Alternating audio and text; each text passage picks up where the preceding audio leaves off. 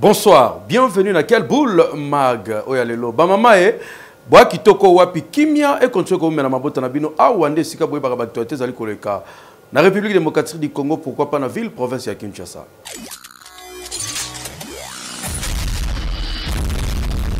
Tofongo laquelle boule ya lelo na mokonzi ya mboka Félix Antoine Tshisekedi Tshilombo akiti bongo na mboka Angola kuna kei ko participer na 7e sommet ya Union africaine ba détail tokozonga avec force détail mais awa na République démocratique du Congo surtout na Kinshasa Cardinal Fridolin Ambongo asolaki na ba jeune pe à l'obisoki dialogue ko salima na République démocratique du Congo esengeli ba politiciens ba tenir compte na souffrance ya population surtout ba jeunes et non d'intérêt particulier où il y a beaucoup plus pour na ba poste na makam na bango moko reportage quel boule mag.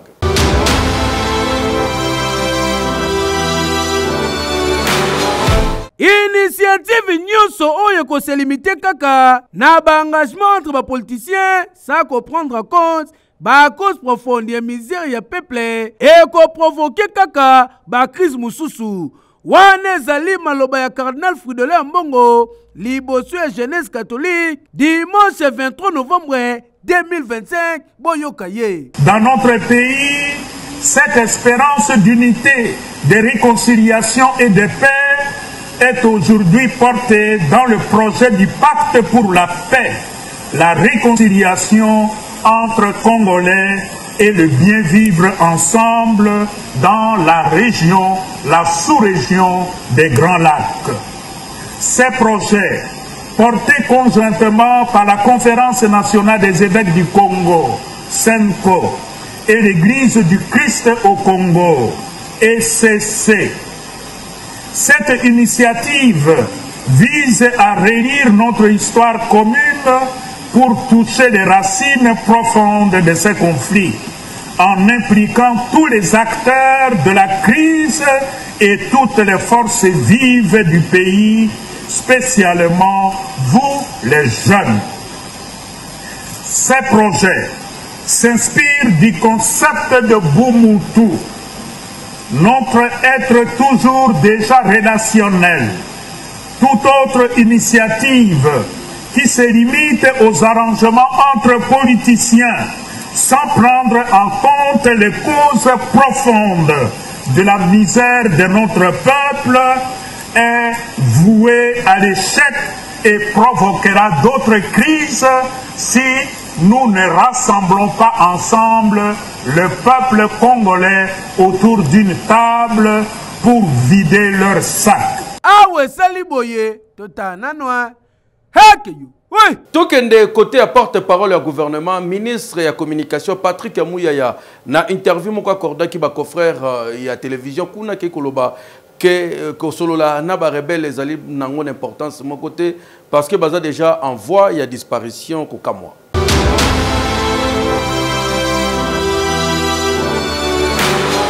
Il y a trop d'agitation, il faut pas tromper les peuples des dieux. Parce que nous sommes un gouvernement. On ne va jamais se mettre dans un jeu de ping-pong avec ceux qui sont appelés à disparaître. Dans la forme actuelle. Qu'on ne vous trompe pas. Il faut pas... Willy, j'en arrive. Oui. Il ne faut pas vous faire des illusions sur la finalité des discussions en cours. Ils vont sûrement trouver autre chose, mais sur la forme actuelle, ils n'existeront plus. C'est ça la vraie vérité. Qu'ils ne veulent pas admettre. Et donc toute cette agitation, toutes ces campagnes, tous ces mensonges et toutes ces explications qui reflètent en rien l'esprit des discussions, c'est dans une seule volonté, justifier leur existence et penser à entretenir une certaine clientèle. La solution de toute façon, je reviens, oui. Parce que n'oubliez pas que l'accord de Washington, qui est l'accord mère avec le père, le Rwanda, fixe le cadre. On dit, au chapitre de l'intégration, spécifiquement, on parle de l'intégration au cas par cas.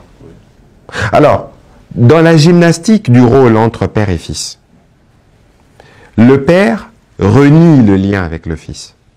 Le fils renie le lien avec le père. Mais nous tous, nous savons les négociateurs savent, les facilitateurs savent que les fils n'auraient jamais existé sans le père. Et que c'est par la volonté du père que les fils existent. Alors, le fils dont on parle, il a aussi des frères, mais c'est une autre histoire. S'il faut parler des Red Tabara, des Turanéo, c'est 3 enfants d'un même père, alors des enfants qui sont doués dans la criminalité. Ça, c'est une autre histoire, on ne va pas y revenir. Mais aujourd'hui, Willy, dans tout ce qui sera conclu, il ne faut pas rêver. Toke na makambo etali finance selon ba rapport ebele zali kolobake na niveau ya présidence kuna dépassement budgétaire de salema makasi surtout na année 2025 oyo boyebi ke na niveau pe ya gouvernement na biso ba mission de service ebele ba ministre ba bimarana mbongo ebele bazali kozwa pona kokende ko défendre mamamboka est-ce que biloko musu bakotinda ba conseiller to ba secrétaire généraux te ko kamwa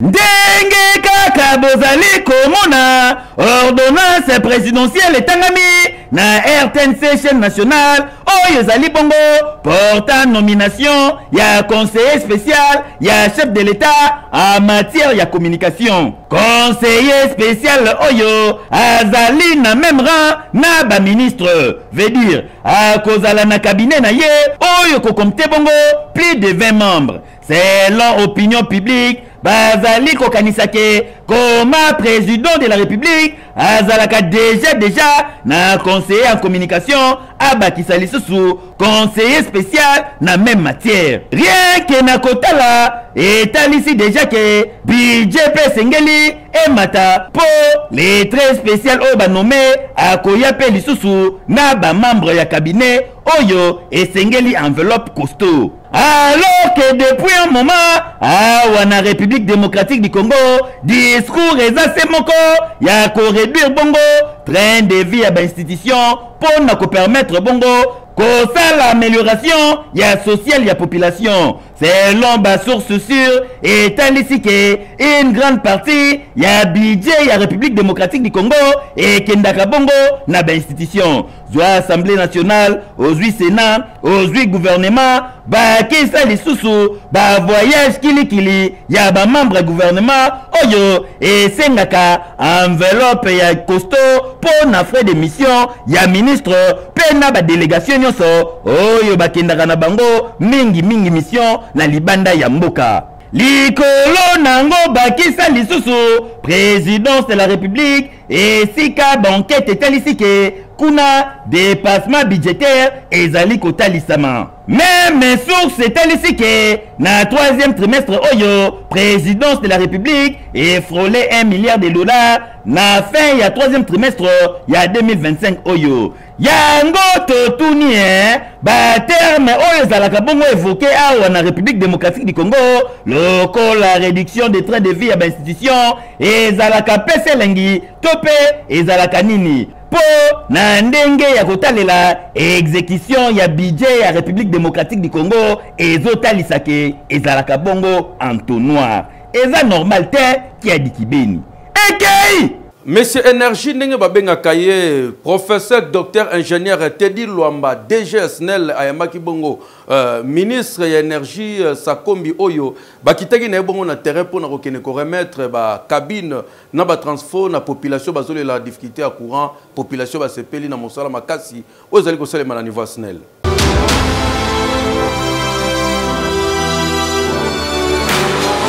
Na souci ya ko matérialiser vision mokonzi ya mboka Félix Antoine Tshisekedi Tshilombo boye bake dimanche 23 novembre 2025 ezalaki bongo marqué na descente sur terrain ya ministre ya ressources hydrauliques et électricité Molendo Sakombi accompagné na DGSNL ingénieur professeur docteur Teddy Luamba bakiselaka ye messe courant pona kosala ba intervention ya ndenge na ndenge na quelques quartiers ya capitale na objectif c'est moko ya kosilisa ba poche noire nyonso veut dire épaisseur ya molili pe ko travailler de façon que courant et comme stable. Lokola awa na commune ya Kiseso esika bazwi lisusu courant après mikolo ebele oyo balekisaki na délestage. Kasi bazali pe kosala ba travaux oyo ekozwa bongo fezu mokoka pona ko améliorer électricité à côté oyo. Bokanisi esili tata na quartier Salongo Sud na commune Lemba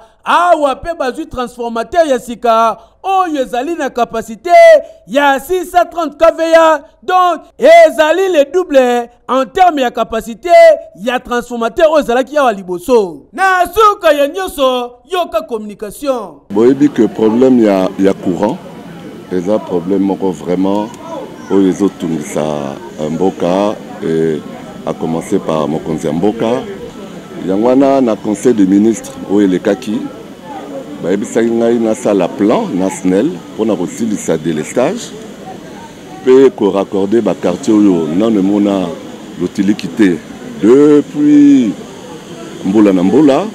Aujourd'hui c'est chose faite, tobandi kosala itinérance na directeur général Yasnel, ancien ministre, donc toza na concordance moro de vue mpona vraiment tout oyo vraiment Kinshasa et banako recouvrer électricité. Longonya na excellence Molendo Sakombi et Longona DGSNEL, ingénieur, professeur docteur Teddy Lomba Baxela ka monsieur courant pour na musala kitoko oyo bozali kosala na secteur énergie. Et anormal mokonzi mboka alingaka ndeko travailler na ba bosseur lokola bino. Hekeyo. Oui. Tokene na Kasai Central kuna la police a présenté Bamogrosso. Bamogrosso za bato bateka kadiamba. Nzoka kuna pe na kananga banoko bakoma koteka po ba melisa bana Kongo diamba kokamwa.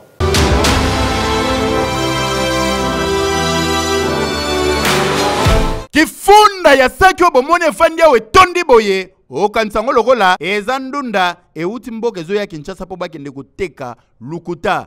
Eza basaki ya diamba malafuma papier ndenge babengaka yango nde tondi saki tenta boye mupanzo moni makasa mususu ezawa yango babenga yango mungulu veut dire soko sangisa ngo na malafuma papier omeli boye degrade bringe orozwa tuna nanyo amela yango akoyebisa yo ti ba récupérer bakangi yango boye ezali grâce ya général Chani Mike Manya oyo akumbelaka la police nationale congolaise awa na province ya Kasai Central esika tozali na ville ya Kananga nde musala ezali kosalema kozongisa ordre na province kosala musala na ndenge sengeli et surtout azali agent de l'ordre musala na ezali kocha ordre ko sécuriser population awa na ba bien na bango yango nda azali kosala ndenge kaka Fachi Beto alingaka yango général Chani Manya Mike a expliqué sur nyoso ezali kolobama entre ye na mokonzi ya fek ya province ya Kasai Central yokai awa na conférence de presse ndenge ni na pesi ba précision. La loi est là.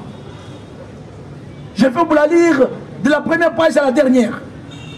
En son article 14, 15, 16, 17, qui détermine les missions ordinaires, les missions spéciales et les missions extraordinaires de la police. À ces articles-là, il n'est pas demandé à moi de solliciter une quelconque réaction pour me saisir d'une flagrance ou quand je suis à la recherche des infractions, à la constatation de faits, à la réunion des indices de culpabilité de preuves.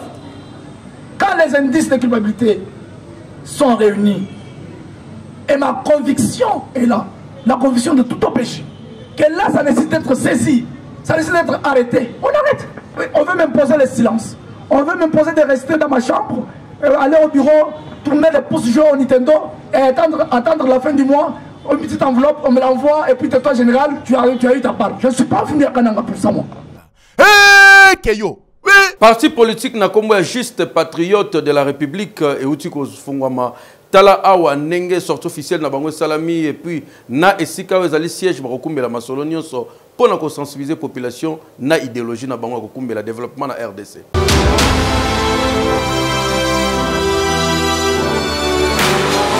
Ezali parti malette, parti politique et juste patriote pour la République oyo ekumbamaka bongo na ye moko le cerveau bleu ya politique congolaise honorable Grégoire Mirindi nde baye komarke histoire na présentation officielle ya siège na bango ya sika oyo ezwami bongo na Kintambo na avenue Lado numéro 17. Parti politique juste patriote pour la République ezali membre union sacrée bango bazali ko défendre idéologie pe vision ya chef de l'État son excellence Félix Antoine Tshisekedi Tshilombo na likambo etali développement ya République démocratique du Congo. Cérémonie monene oyo ebandaki na hymne national sima na yango moya bienvenue esalemi bongo na secrétaire national ya parti pe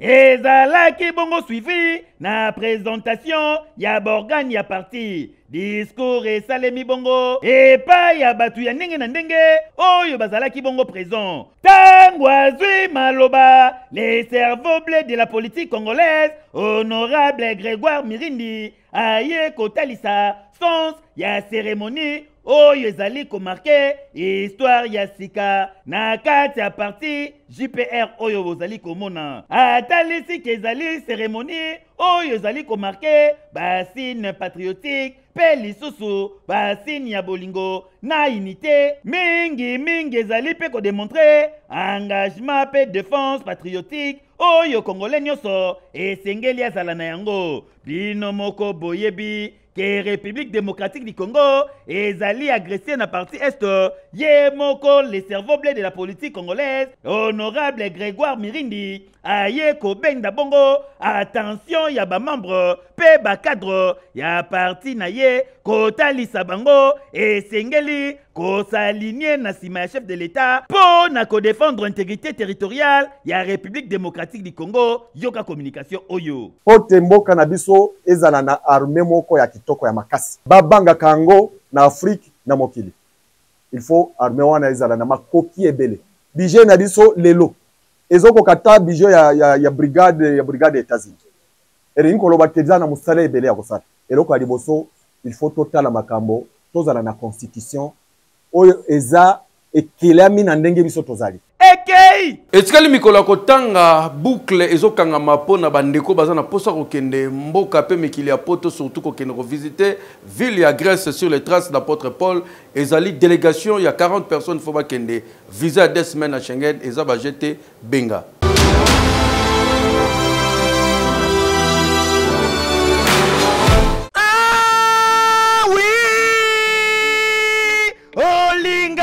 kokende mikili ya mpoto occasion yangoyo o participer bongo na tourisme chrétien sur les traces de l'apôtre Paul et longo na agence de voyage ya sur grâce et consult papa mama occasion yangoyo yali kukumate ozwa bongo visa Schengen ya 14 jours s'il vous plaît pour na tourisme bongo na mboka Grèce otala bongo pays à civilisation au visiter ba ville lokola chrétien Thessalonique oyo yokaka na Bible omona yango mamona meso welisa na 3429 € ozwa visa Schengen au bénéficier bongo na 2 semaines ya séjour logement transport plus guide touristique oyo akotambusa yo na séjour na yo mobimba occasion à ne pas manquer okota bongo na package oyo tika na yebisa bino welisa po ba place ezali bongo limité tourisme chrétien sur les traces de l'apôtre Paul occasion ya komona mikili ya likukumate ya mbala moko ozwe visa Schengen na yo condition ezali se moko ozala bongo économiquement stable e bongo soki okanisi ke okobwaka ngunda to pe ngulu posana po awa makambo wana ezalaka te papa mama welisa po tourisme chrétien sur les traces de l'apôtre Paul ezali visa ya sur ya matindi kave occasion yango yo ozwa visa Schengen na passeport na yo. Agence Grâce Consult ezwami na Kinshasa na avenue Willery na croisement nango na Rai to pe okoki kobenga bango na plus 243 83 47 72 174 oza mobimba. Ekeyo! Oui! Ba jeune nyonso union sacrée ba telemi balobi bango leader petike gagnant na bango ezali bongo Jekobeya. Donc bango ba salate bazwa misalate yango bazo tia elike ke mokonza mboka ko sala confiance na Jekobeya.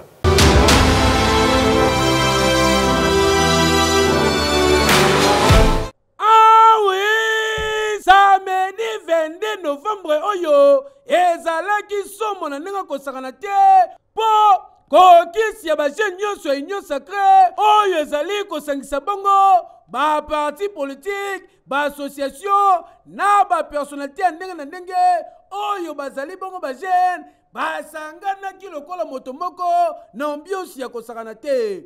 Objectif ezalaki bongo ya koyeba ko présenter officiellement pe publiquement tike gagner na bango oyo ezali bongo Jekobeya yende abongi ko représenter bango azala molobeli na bango bakutanaki bongo na 3 axes mokoka po na bana lukunga bakutanaki bongo na rond-point Willery bana ya Funa bakutanaki na rond-point Mola pe bana ya Tchangu na Mwamba bakutanaki bongo na échangeur alimentaire bango nyonso batambolaki pe basanganaki awa na triomphal esika ambiance ezalaki na ndenge kosakana te yoke lokoyo. Osimbi jeunesse, Osimbi jeunesse, Osimbi Jekobeya. Les aigles. Toza na kati ya préparer nzungu wana ya ma famille. Est-ce que tokotondisa yango? Lekate mokondo. Ekotonda o ekotonda te. Ekotonda mokondo. Parce que test ezalaki oya lelo. Voilà. Oya lelo ezalaki test pour la kotala soki tokotondisa nzungu ya ma famille wana. Napesaki parole d'honneur na ngai. Nalobaki batu nyonso tu bakoya tokolakisa bango libulu wana. Objectif na biso ezali libulu esala nini? Etonda mamondo. Libulu wana ekotonda na kombo ya Fatibe. En vérité, je vous le dis, jeunesse ya union sacrée bazali ko jurese na candidature ya tike gagner na bango oyo ezali bongo Jekobeya. Tomonaki pe présence ya ba délégation ya diaspora lokola ya France, Belgique, Canada pe Afrique du Sud. Boyende zalaka nyonso oyo ezali kolakisa ke jeunesse nyonso ya union sacrée basangani na nsima ya Jekobeya oyo aza elombe hekeyo. Oui. Tokende bongo na kamba epai wapi ba pigme ba utaki nongo ba fandi kuna pendant 6 mois spiritualité ba fandi sima kamba bande ko kuta bongo na fuma mbanza pe na fuma longo.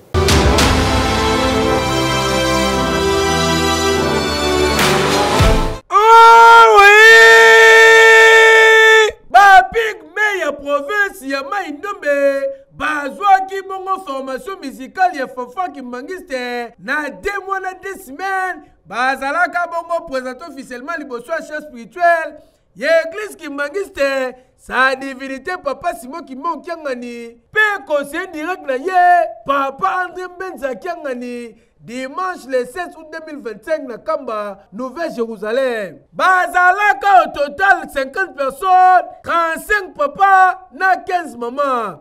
Ezalaka bongo po na kolakisa maîtrise na bango. Mbala moko, bazalaka bongo démonstration musicale avec pacte na idéologie, liboso ya bakoya Kimangiste, pe chef spirituel na bango.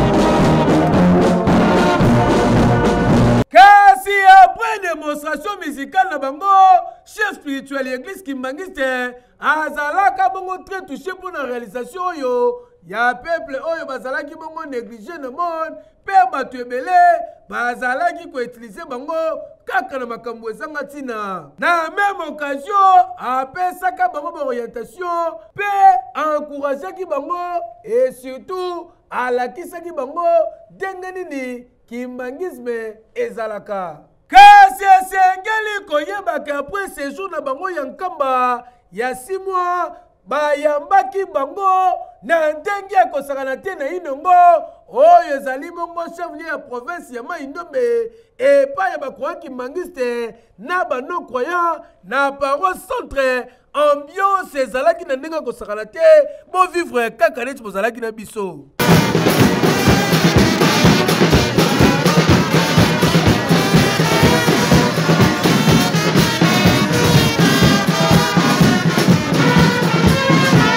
Lelo tokoki kolobaki église Kimbangiste ezali lokola mouvement moko oyo yaka pona kosangisa peuple et surtout baras nyoso bazali bongo les bienvenus pour ma porte ezali toujours ya kofongwama Kimbangisme oyo hekeyo oui beta winner na 500 fois pas besoin possible ndimela ngai.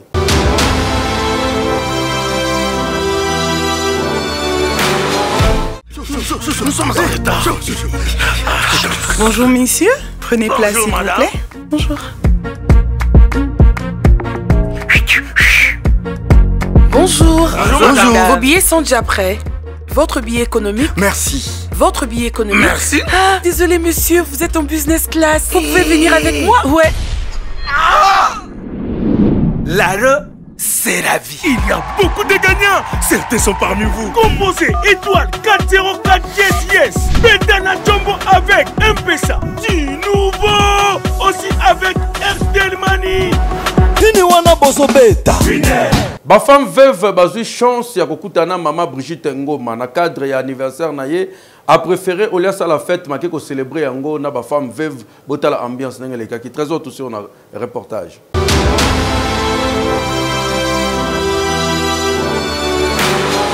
Joyeux anniversaire, joyeux anniversaire Brigitte Ngoma, joyeux anniversaire.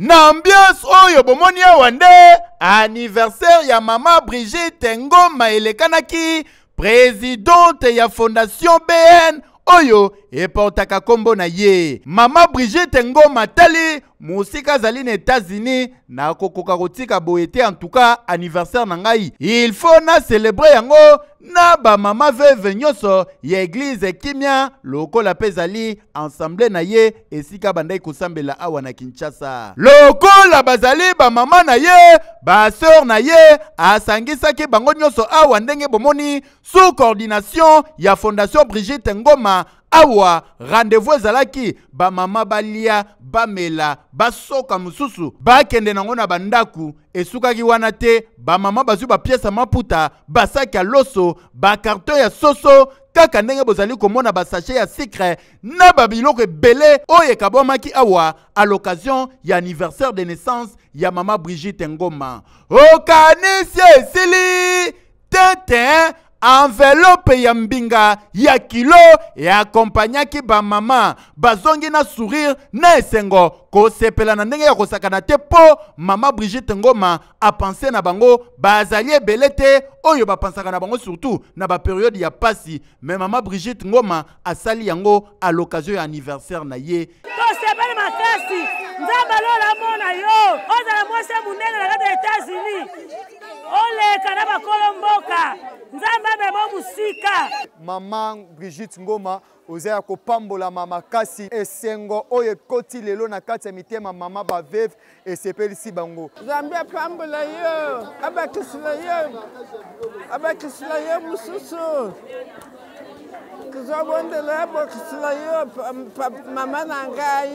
Joyeux anniversaire à notre maman, Ngoma, déjà Brigitte Ngoma, place où Zami Nzambe Apambola Mingi, on est ensemble avec la grande famille. Hey Keyo, oui. Tant qu'elle est la cité de la sagesse, kuna pona to kunda être cher na biso na ba condition malamu.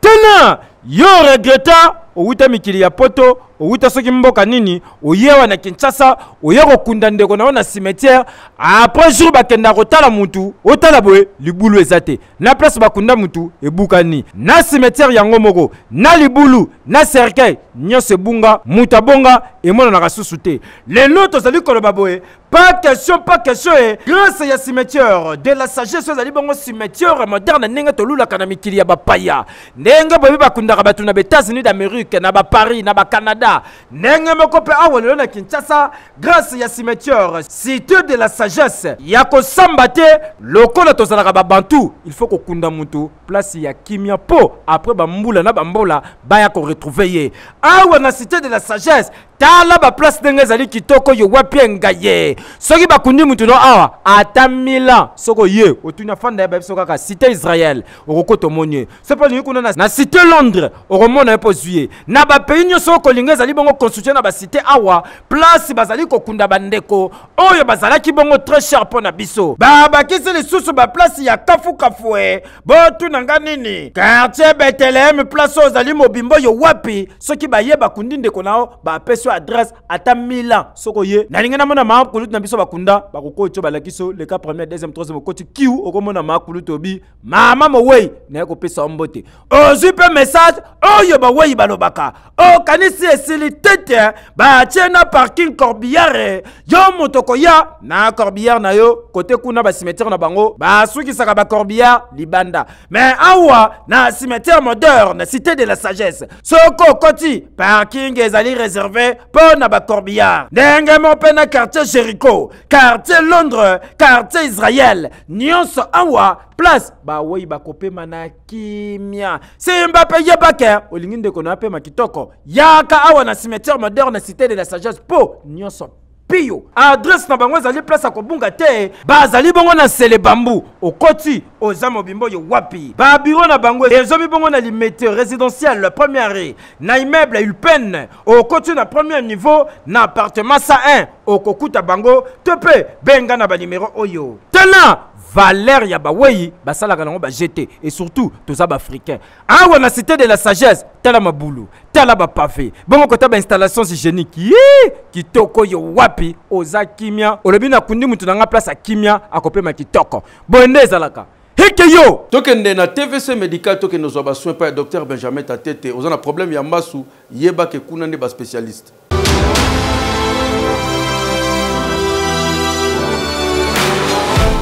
Après avoir kokende mikili ya poto kotanga kozwa mayele nde bayaka bongo na République démocratique du Congo ko investir na domaine ya santé bango banani ezali bongo couple Tatete ya docteur Benjamin Tatete na mama Violette Tatete bacha na disposition ya ba congolais hôpital moderne o ezali correspondre na ba norme internationale awa na RDC TVC médical oyo esilisa kisakata kiduka pe kisema ya kokendaka kosala mulongo kokenda kozwa soin o na Suisse o na Inde o soki wapi po nyoso deje zali ba service nyoso zali bongo organisé na TVC médical e bongo côté ba pareil yi wana kututika na yo ba pareil ya qualité supérieure e bongo côté ya ba personnel kuna kututika na yo hautement qualifié rigueur ya ndenga defote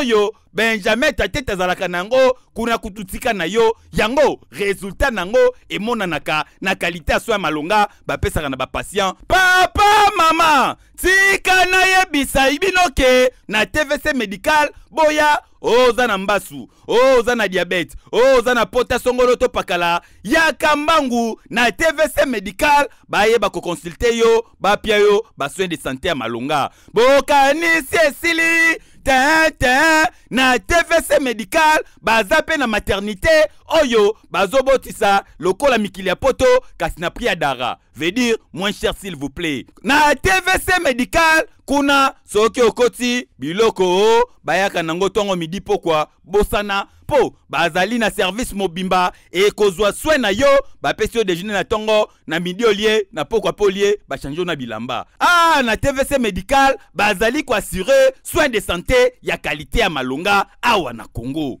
Ekei! Tokene na village Mokondo, tolakisa bino mama wa bane kolia na ba difficulté. Enfin, aboti, moi, naza na condition, bon, oka bokomona awa. Soki batu bazali touché pour na kaya mama obo sunga, toza bongo na province ya Kwilu.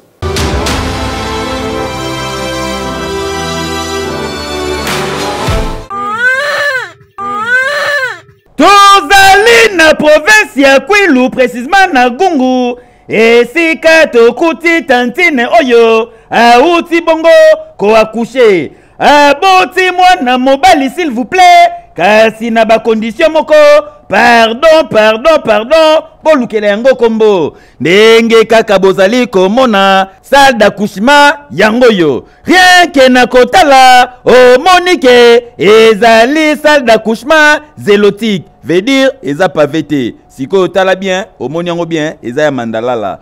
Oko kanisa yango église lekelekele, nzokande, ezali salle d'accouchement, bota lesika balalisi mwana na kitikwala. Premier soin. Mwana kobota mabotami, mutolu libanda, o couche, bosana, o pampers, ezalakate, balatisie, varezi ya na maunda, kaka ndenge bozali komona, ya na maunda, azaka supporters ya Real de Madrid. Mwana batu mususu, alingaza na supporters ya Renaissance, babete déjà Real de Madrid car ne bozali komona. Ezali par manque, ya biloko ba bébé, po mwana oyo, attache chaussette, ezate. Sa coche oya kama l'école ne babongisaki bakosomba bilamba baya kocha awa ya mwana kolata kasi kokamwa na 9 mois mokoka oyo ata eloko moko basombeli bébé oyo te papa ya mwana kutu selon information tozwi sur place tangu kaka mama akomi kobwaka soyi malembe abengi ya munongo ya katosola seika problème nini o ya munongo nde na boye na omona clarté problème nini o nakomi na retard tala komeka baje na wana te tala na yebi kutelo te ya munongo abeta tula mwisi ya zaza alamuka 4h kaka na soso liboso kokodioko abenda na coin tula mwisi ya zaza asundola mukumba mama patali gauche atali droite abundani atakusha somite 9 mois pe eumelaka te mwana yo abotami yango balatisie vares oyo ebongo ba condition hôpital pardon bolukela yango kombo au-delà ya kitikwala botala ba matériel babotiseli mama yango yo toza na poire na basizo oyo pe ba désinfecté te kasi ndinga boti boye oyo kata question te o tétanos o boye oyo kango te yoka communication munganga abota ina 14 mbetu moka tozala ba matériel te en tout cas tika na yebisa bino ndenge kaka boyokaka ke yezu abotamaka na ndako ba meme kasi ezali bongo la série continue pour mwana oyo abotami na maternité kasi maternité ngo zélotique ba condition ya moi compliqué tala bana boye bakolaka na faux papier boye ayeko bima mutu akomi pe président de la république. Soki bo remarquez bien, bazemi o ezalaka mwa marque, mama landi kilo malonga te, kolia pe malonga te, ba na babota maka na ba condition malonga. Zwa sikoyo zemi oyo baluki na pasi après kotaka te ekoti ekomi sikoyo lelo kilo na ngaliema. Ekomaka na 4 mois o docteur kutalobi après na suka nango ekomaka ka o il faut to pasola. Kasi awa balandi kutu kilo te mama ka atangwa ye pusa liboso pa mwana bimi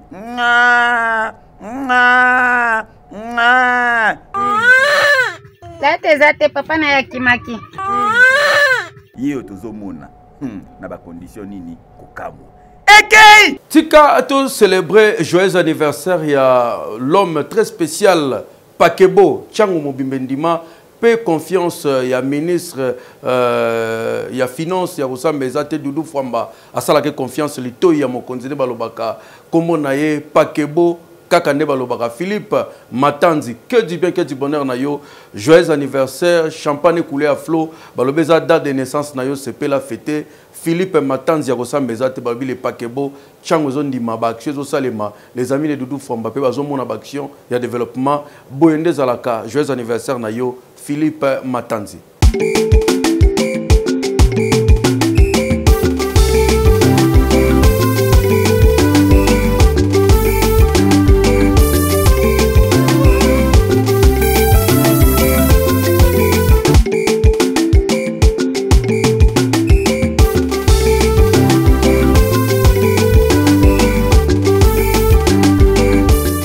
Voilà, quelle boule le silikimia na mabota na bino.